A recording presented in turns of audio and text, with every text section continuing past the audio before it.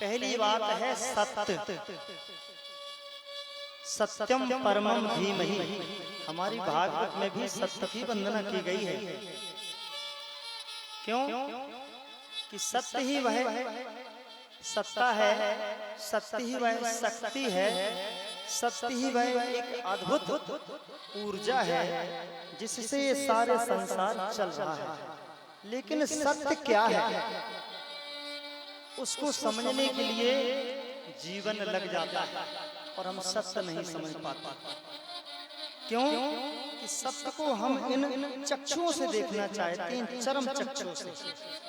ये जो चक्षु हैं, जो आंखें हैं, वो चरम चक्षु हैं, यानी कि चमड़ी की बनी हुई हैं।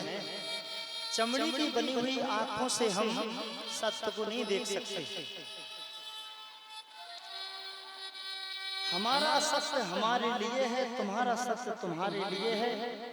हम अगर कहें जैसे हमने लाल चश्मा लगा रखा है तो हम कहेंगे कि ये कलश है जो हमको लाल दिखाई दे रहा है, और हमारे संत जी ने सफेद चश्मा लगा रखा है तो वो कहेंगे कि नहीं, ये जो है कलश है ये तो यथावत जो पीतल का है वैसा दिखाई दे रहा है। अब हम संत जी से लड़ेंगे, जिद करेंगे, विवाद करेंगे, तर्क देंगे, कैसे हमें तो लाल दिखाई दे रहा है।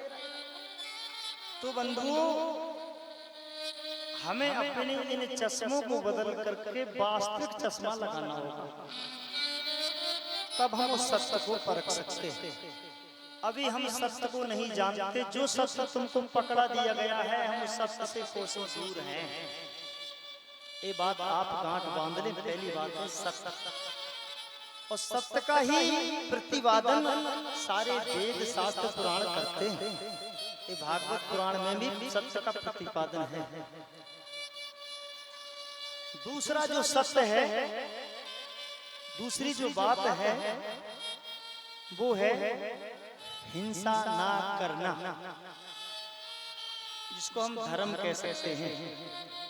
यहाँ सभी विद्वान जन बैठे, इसलिए मैंने सोचा कि कोई अच्छी बातें दो चार मैं कहने का प्रयास करूं। हिंसा ना करना दूसरा धर्म है। सारे शास्त्र इस बात का प्रतिपादन करते हैं कि हिंसा नहीं करनी चाहिए। अगर मुसलमानों का कुरान ये कहता है कि हिंसा करना चाहिए, तो मैं कहता हूं कि उन्होंने ढंग से उसको समझा नहीं है।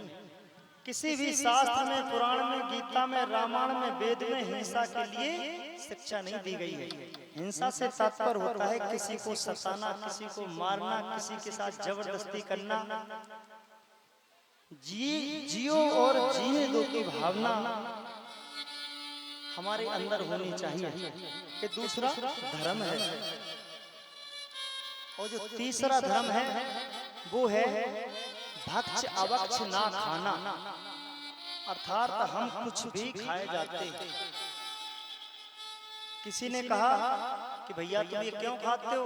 अरे बोले सारा संसार खाता तो हम खाते हैं। तो निर्णय करो कि तुम्हें खाना क्या चाहिए, वो मैं आपको बताने जा रहा हूँ। जैसे एक मोटरसाइकिल होती है और वो भैया काय से चलती? पेट्रोल से चलती। अब उस मोटरसाइकिल में अगर आप डीजल डाल दो तो चलेगी क्या? और जो डीजल का वाहन है वो डीजल से ही चलेगा, उसमें पेट्रोल डाल दो तो गड़बड़ हो जाएगा।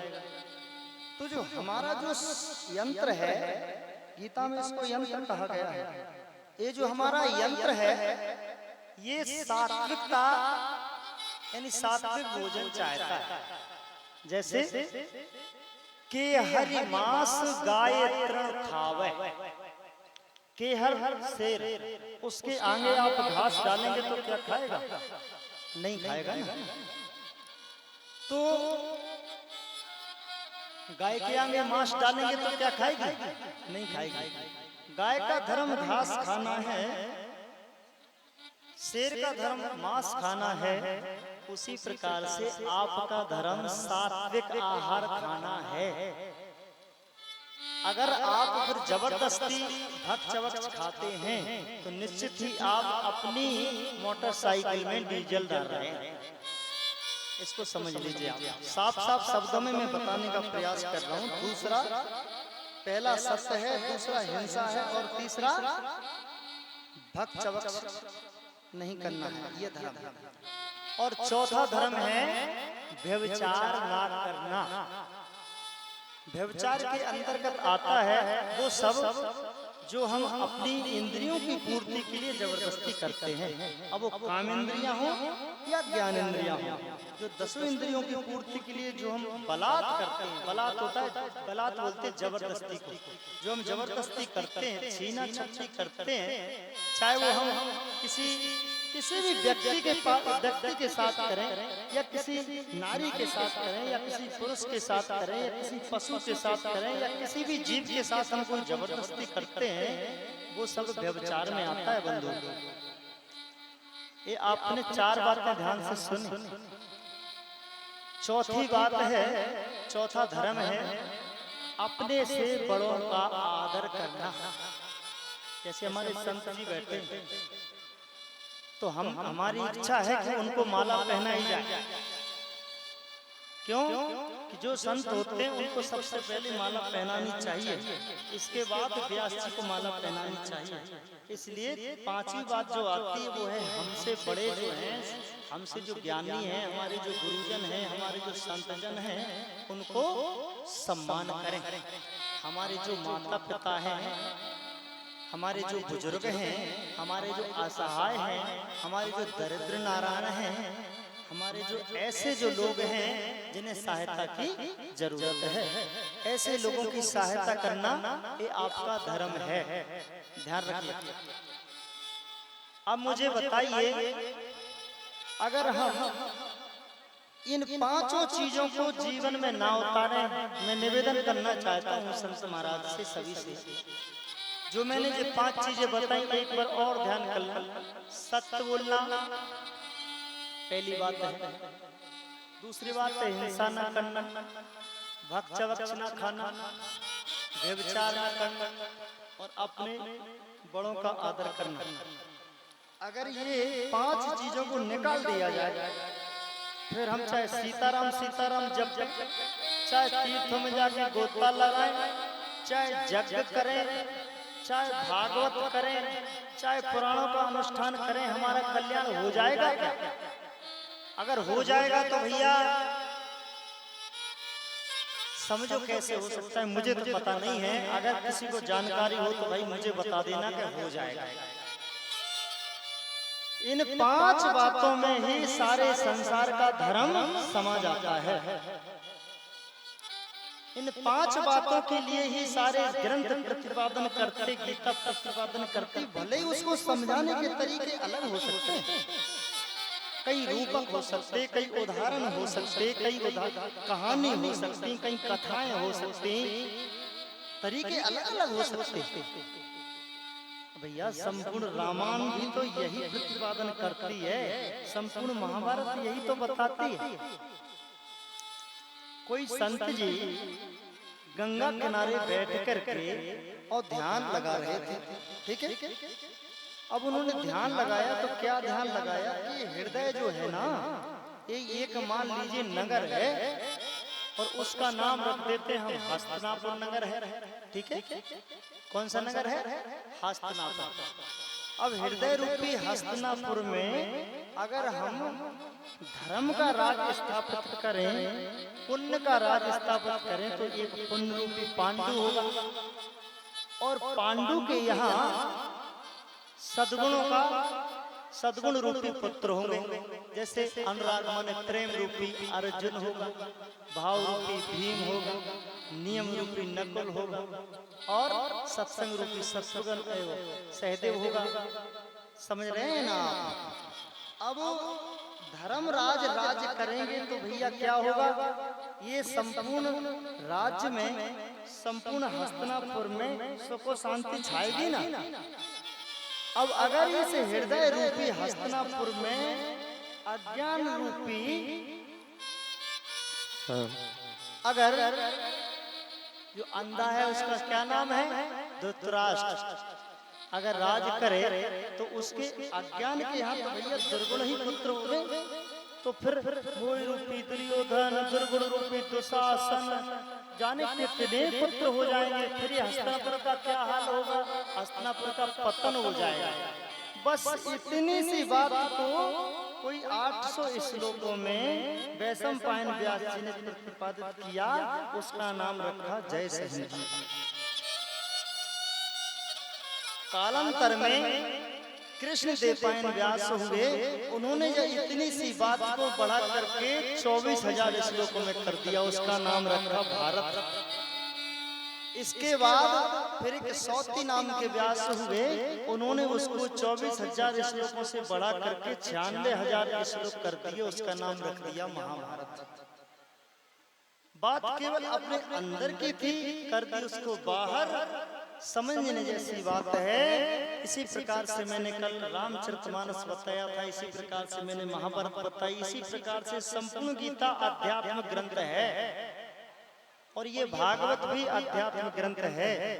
मैं जो भी दृष्टांत दे रहा हूँ, जो भी मैं भागवत की कथा सुना रहा हूँ, सारी कथाएं आध्यात्म हैं। मैं केवल आध घंटा ले रहा था अध्यात्म के लिए, इसके बाद अपन कन्हैया की लीला में प्रवेश करेंगे। और जो मैंने आपको एक धुंधकारी वाला दृष्टांत सुनाया था ना, वो भी हमारा अध्यात्म है। इसको मैं थोड़ा सा बता देता हूँ। ये धर्मपुर नामक धर्म क्षेत्र में धर्मपुर नामक गांव में आत्मा रूपी आत्मदेव रहते हैं। ठीक है, अब आत्मा रूपी आत्मदेव तो रहते हैं, लेकिन उनकी पत्नी है अज्ञान रूपी धुंधली बुद्धि। ठीक है, जिसकी धुंधली बुद्धि माने जो स्पष्ट समझ नहीं पाता कि सत्य क्या है, असत्य क्या है, भजन किसका करना चाहिए, भजन करना चाहिए कि नहीं करना चाहिए, साधुओं की सेवा करनी चाहिए कि नहीं करनी चाहिए, यज्ञ में पैसा देना चाहिए कि नहीं देना चाहिए, जो दुबंदी जिसकी बुद्धि होती है, निर्णय नहीं कर पाती, वो धुंधली उसकी पत्नी बन जाती है। अब ऐसी जिसकी पत्नी है तो उसके यहाँ भैया पुत्र कौन होगा, अज्ञान रूपी धुंधकारी पैदा हो जाता है। लेकिन आत्मा तो भैया सत्वगुण प्रधान है, तो सत्वगुण प्रधान आत्मा सत्संग में जाता है तो संत मिलते हैं। जागे पुण्य पुनीत कहूँ, प्रगटे पुण्य पुनीत कहूँ, जागे सोबत भाग, और संत दर्श हो जाए कहूँ, प्रकट होए अनुराग। तो फिर संत रूपी आशीर्वाद रूपी मधुर फल मिलता है। तो वो फल मिलता है ज्ञान रूपी, तो ज्ञान रूपी माने ज्ञान को श्रवण करने वाला गोकर्ण पैदा हो जाता है। ठीक है, अब गोकर्ण पैदा हो गया तो गोकर्ण तो प्रयास करता है कि ये धुंधली माँ को भी हम जो उद्धार करवा दें और ये धुंधकारी अज्ञान को भी ज्ञान में परिवर्तित कर दें, लेकिन अज्ञान किसी की नहीं मानता। यहाँ भी अज्ञान चल रहा है, इस यज्ञ में भी अज्ञान है, इस भागवत में भी अज्ञान है, हृदय में भी अज्ञान है। जहाँ सुमत है हर प्रकार से वहाँ अज्ञान नहीं होता, और जहाँ समत में कुमत घुस जाती वहाँ अज्ञान का प्रवेश हो जाता है। तो मेरा कहने का मतलब है कि जब गोकर्ण बहुत समझाते नहीं मानते, तो ज्ञान रूपी गोकर्ण तो तीर्थ के लिए चले जाते हैं, और अज्ञान रूपी धुंधकारी इन 5 इंद्रिय रूपी वेश्याओं से अपने शरीर का नाश कर लेते, विनाश कर लेते, प्रेत योनि मिलती। जब ज्ञान रूपी गोकर्ण पुनः आते और फिर उनको भागवत, भा माने भक्ति, गा माने ज्ञान, बा माने वैराग, और ता माने तरंग तारा, उसको कहते भागवत, उसका श्रवण कराते, तब उस जीव की मुक्ति होती। ये गोकर्ण ये क्या बोलते हैं, धुंधकारी वाला गोकर्ण वाला उपाख्यान है। उसी प्रकार से मैंने आपको पुरंजन उपाख्यान बताया था, उसी प्रकार से अजामिल उपाख्यान। तो मैं ये बातें क्यों कर रहा हूँ उसको समझ लीजिए। ये भागवत महापुराण है, इसमें केवल आध्यात्म बातें हैं। अब हम कोई भी ले ले तो हम राजा बना ले, नगर बना ले, दासी दास बना ले, हाथी घोड़े बना ले, रथ रथांग बना ले, सब बना ले, लेकिन है तो सब घटना अंदर अंदर। अब उत्तानपाद कौन है? अरे हम ही तो उत्तानपाद हैं, जिसके ऊपर को पैर नीचे को सिर, यही तो उत्तानपाद है। जिसका ध्रुव पुत्र होता है, सुनीति जो अच्छी नीति है जिसके अंतःकरण में, वह नीति रूपी पत्नी बनती है उसकी। अब अगर रुचि है उसकी कहीं गलत, तो रुचि तो सुरुचि, सुरुचि रूपी पत्नी हो जाती है, और सुरुचि के यहाँ उत्तम नाम का पुत्र हो जाता है। और सुनीति के यहाँ तो ध्रुव होगा, अटल विश्वास। ध्रुव माने अटल विश्वास। तो ये सब अध्यात्म है। अब हमको आगे कथा बढ़ानी है, कन्हैया की लीला में प्रवेश करना है। ये तो मेरा प्रकरण जो रहा यहाँ तक का, ये अध्यात्म प्रकरण है।